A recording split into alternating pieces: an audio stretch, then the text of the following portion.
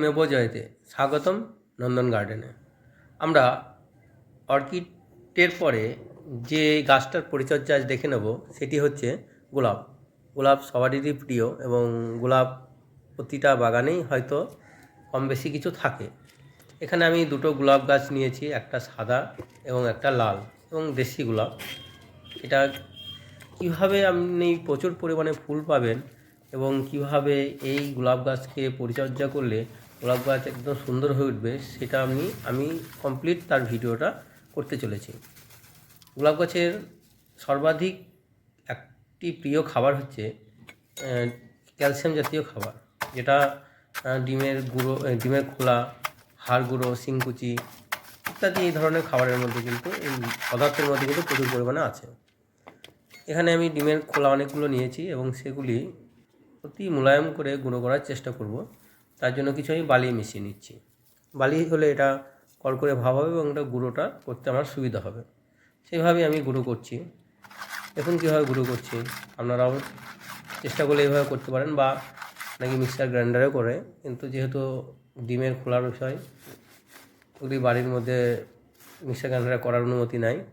যাই হোক তার জন্য আমি এগুলো এইভাবেই করে নিচ্ছি।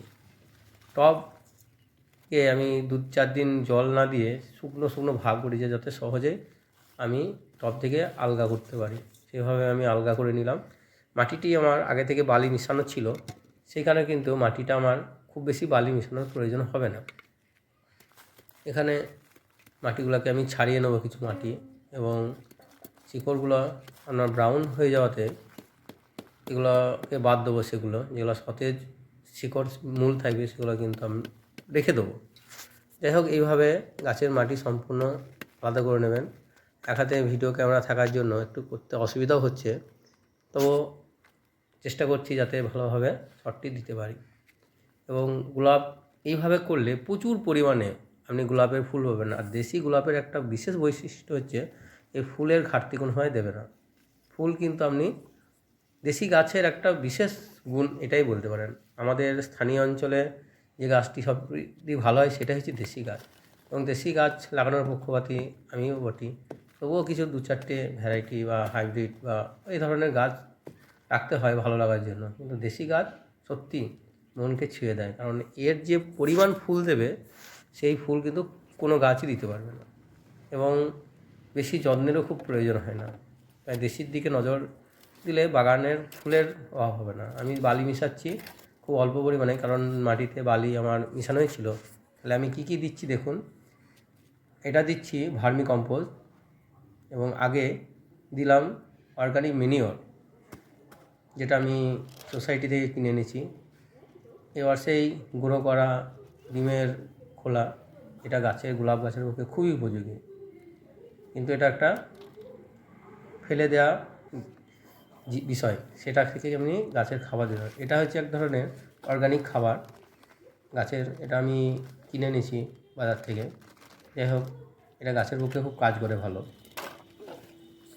এইসব মেশানোর পরে আরেকটা টব থেকে দেখুন আমি মাটি আলাদা করছি।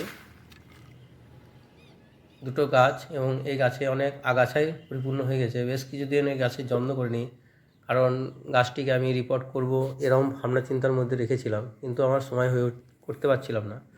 গাছের মধ্যে তুলসী গাছ বড় হয়ে উঠেছে। যাই হোক, সেগুলোকে অন্য জায়গায় লাগাবার ব্যবস্থা করতে হবে। দেখুন গাছের শিকড়গুলো কীভাবে ব্রাউন হয়ে গেছে, কারণ অনেক দিন থেকে আমার গাছটি টবের মধ্যে আছে। এখানে আরও কিছু ভার্মি কম্পোস্ট মিশালাম। এবারে দেখুন ডিমের খোলার গুঁড়ো আরও কিছু দিলাম। এইভাবে দিলে কি হবে, আপনার গাছের উর্বরা শক্তি বেড়ে যাবে। আরও বালি মিশাচ্ছি, যেহেতু দুটো টবের আমার মাটি বানাতে হবে সেই কারণে আর্সেনিক পরিমাণ আমি বাড়ালাম যেগুলো দিয়েছিলাম। এবার ভালো করে গুঁড়ো করে নিতে হবে। মাটি কিন্তু ঢেলা থাকলে মাটির সমস্যা তৈরি হয়। মাটি যত গুঁড়ো করবে, বরঞ্চ যদি পারেন চেলে নিতে আরও সুবিধা, কিন্তু অত সময় বা অত করার ক্ষমতা নেই, কারণ সময়টাও বিরাট বড় ফ্যাক্টর। সে কারণে চালারটা যায়নি, কিন্তু যতটা পেরেছি আমি গুঁড়ো করে নিয়েছি। তবে আপনারা যদি পারেন, সময় হাতে থাকে, সেভাবে মাটি চেলে নিলে মাটি কিন্তু ভালো থাকে। এটা হচ্ছে কোকোপিট। কিছু কোকোপিট মিশিয়ে দিলাম যাতে গাছে জল দিলে ধরে রাখতে পারে, কারণ গোলাপ গাছ ময়েশ্চার ব্যাপারটাও দরকার। গোলাপ গাছের খুব শুকনো ব্যাপারটা এখানে করা যাবে না, কারণ শুকনো করতে গেলে আপনাকে মাটি বাদ দিতে হবে, তাহলে সিন্ডার দিয়ে লাগাতে হবে। এখানে গোলাপ গাছের মধ্যে আমার কিছু মস জাতীয় জিনিস হয়ে গেছিলো, সেগুলো ওর সঙ্গে থাকলাম। মসগুলো থাকলে কী হবে, মাইক্রো নিউট্রিয়েন্টসে কাজ করবে। অনুখাদ্য কিন্তু চরম পরিমাণের মধ্যে আছে, তাই মসগুলো কিন্তু এর মধ্যে আমি মিশিয়ে নিয়েছি, সেটাই আপনাদেরকে দেখালাম। তো মাটি যতটা পারবেন, মাটিকে যদি গুঁড়ো করতে পারেন বা একদম মোলায়েম পাউডারের মতন করতে পারেন, এবং বালি আছে সেই কারণে মাটির মধ্যে বায়ু চলাচলটা যথেষ্ট পরিমাণে হবে এবং জল হোল্ডিং হবে না। জল বেশি হোল্ডিং হয়ে গেলেও আবার গাছকে ক্ষতি করবে। সে কারণে একটা নির্দিষ্ট ব্যালেন্সের মাধ্যমে আপনাকে বেছে নিতে হবে সে কীভাবে আপনি করবেন। দেখুন মাটি কীভাবে ঝুরঝুরে বা নরম হয়ে আছে। এবার আমি এর সঙ্গে একটা বিশেষ জিনিস মিশাচ্ছি, যেটা হচ্ছে আমাদের বাড়ির যেটা ছাই, মানে কাঠের যে ছাইগুলো বানানো হয়েছে, এবং এটা মিশালে কিন্তু গাছের মধ্যে প্রচুর সমস্যার সমাধান হয়ে যায়। যাই হোক, দেখা যাক আমি কীভাবে গাছকে বড় করছি, বা এরপরের আপডেটে বুঝতে পারবেন আমার গাছটা কতটা সাকসেস হয়েছে। এখানে মাটি মিশিয়ে নিয়েছি। আর একটা বিশেষ জিনিসভাবে আমি মিশাবো, সেটি হচ্ছে আমি হাড় গুঁড়ো, শিংকুচি এবং সর্ষের খোল এক জায়গায় রেখে দিই। এটা হচ্ছে সেই জায়গা, এবং এখান থেকে আমি অল্প পরিমাণে নিয়ে এলে এটা বহুদিন ধরে আমার পড়ে থাকে এইভাবেই, এবং ঢাকা দিয়ে রাখি যাতে সূর্যের আলো ডাইরেক্ট না পড়ে। এটাকে আমি বিভিন্ন কাঁটা বা এই ধরনের জাতীয় বাড়ির খাবারগুলোকে এখানে এনে রেখে দিই। এটা হাড় জাতীয় জিনিস, তার ফলে কী হয়, এটা এখানে ডিকম্পোজ হয়ে এর কার্যকারিতা অনেক বাড়িয়ে দেয়। আমি সেইভাবে এটাকে আলাদাভাবেও রাখি, এবং কাছে যাতে হাতের নাগালে না থাকে সেভাবে আমি একে আইসোলেট করেও রাখি। যাই হোক, আপনারা যেমনভাবে চাইবেন সেভাবে করবেন। আমি আমার পদ্ধতিটা দেখাচ্ছি। এখানে টবের যে ছিদ্র আছে সেই ছিদ্রটা সাইডে থাকার জন্য আমার একটা ইটের টুকরো দিয়ে সেটাকে বন্ধ করতে একটু অসুবিধা হচ্ছে। দেখুন কীভাবে বন্ধ করছি। বন্ধটা ইটের টুকরো দিয়েই করতে হবে। এবং তার পাশের কিছু পাথর রাখছি, ছোটো ছোটো নুড়ি পাথর, যার ফলে কাদামাটি ওই ফুটো দিয়ে যাতে বেরিয়ে না যায়, এবং জলটি যেন খুব সহজেই ফিল্টার হয়ে চলে যায়। বেশি এক্সেস জল গাছের পক্ষে খুব ক্ষতিকারক। দেখুন মাটি কেমন হয়েছে আমার, বা কেমন মাটি করেছি, এই সেই গাছের আমার মাটি ছাড়ানোর পরে দৃশ্য।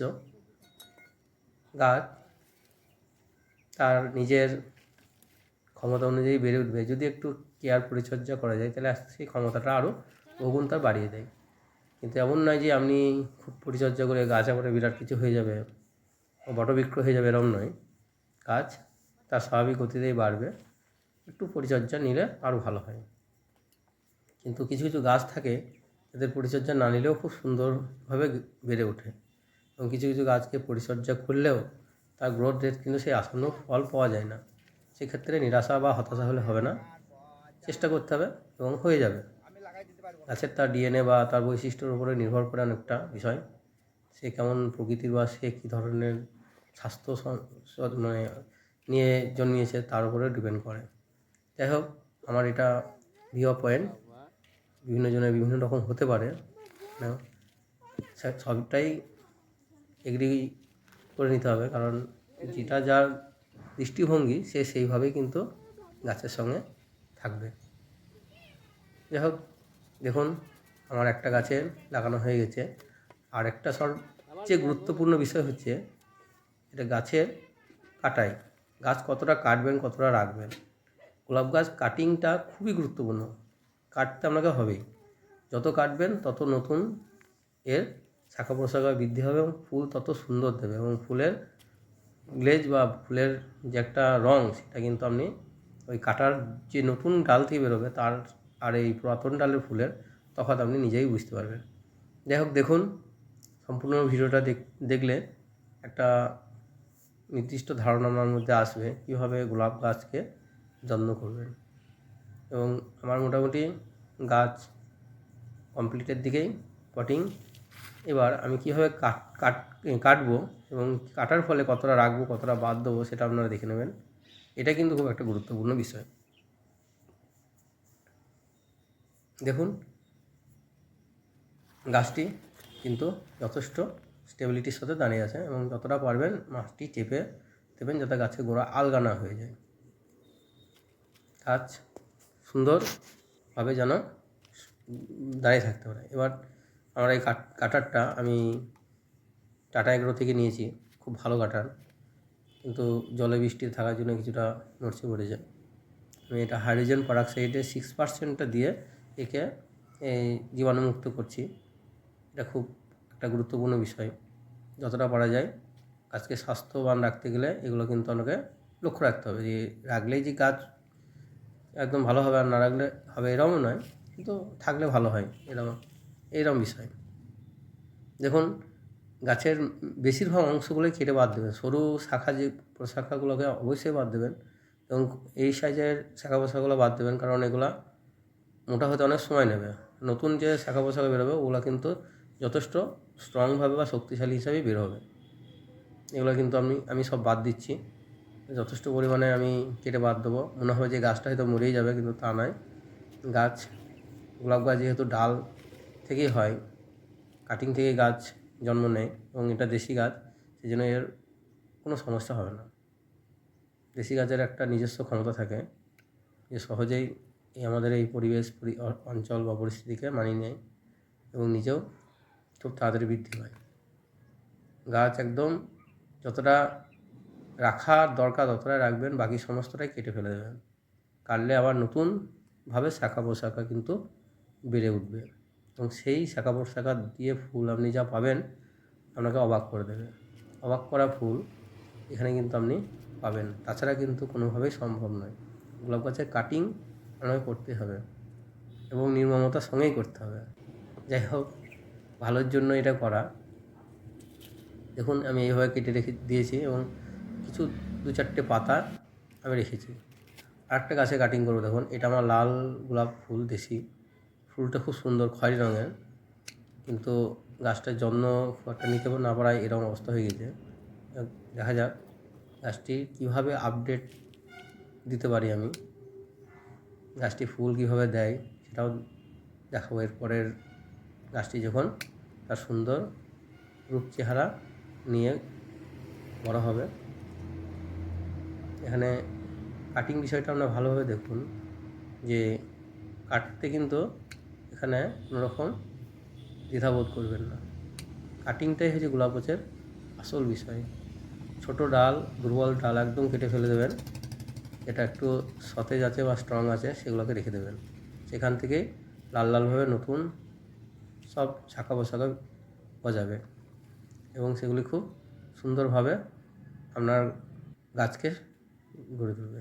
এরপর একটা সবচেয়ে বড় বিষয় হচ্ছে সেটা হচ্ছে ফাঙ্গাসাইড।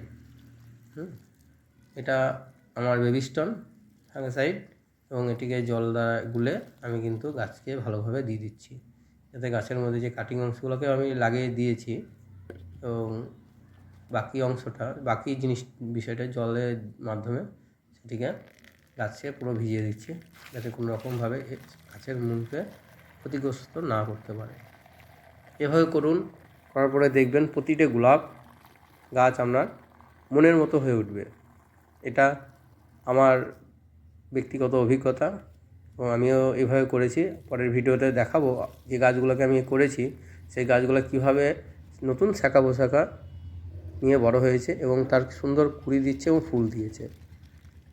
দেখাবো এর পরের ভিডিওতে। দেখতে থাকবেন নন্দন গার্ডেন এবং সকলকে ধন্যবাদ এবং সুস্থ থাকার মনস্কামনা দিয়ে আমার ভিডিওটা কিন্তু শেষ করছি।